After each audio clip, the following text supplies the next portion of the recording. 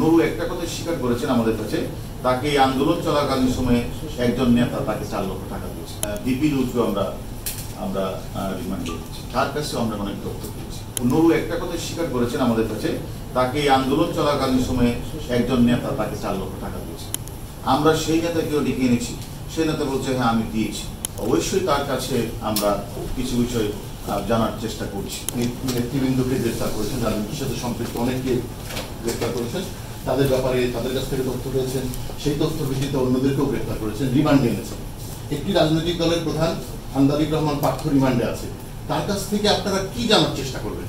না, আমরা তো অবশ্যই তাকে যেহেতু আমরা এনেছি, অবশ্যই তার কাছে আমরা কিছু বিষয় জানার চেষ্টা করছি। জানেন যে আমরা বিপি নুরুকে আমরা রিমান্ডে দিচ্ছি, তার কাছে আমরা অনেক তথ্য পেয়েছি এবং তথ্যের ভিত্তিতে আমরা অন্যায় করি। এটা আমরা মিলিয়ে দেখছি ঘটনা সত্যতা। সবগুলোই কি এই যে সমস্ত নুরু এই কথাটা নুরু একটা কথা স্বীকার করেছেন আমাদের কাছে, তাকে এই আন্দোলন চলাকালীন সময়ে একজন নেতা তাকে 4 লক্ষ টাকা দিয়েছে। আমরা সেই নেতাকেও ডেকে এনেছি, সেই নেতা বলছে হ্যাঁ আমি দিয়েছি। এখন বাকিটা কি জন্য দিয়েছেন এটা আমরা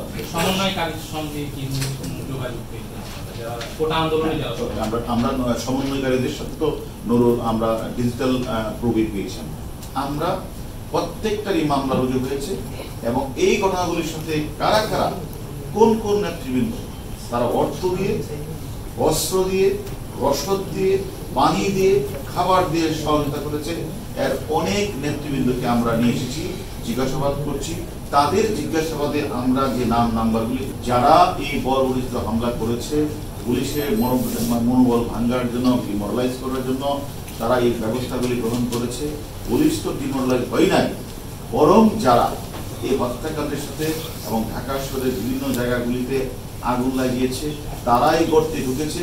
আমরা সেই গর্তের দিকে তাদেরকে আমরা বের করি।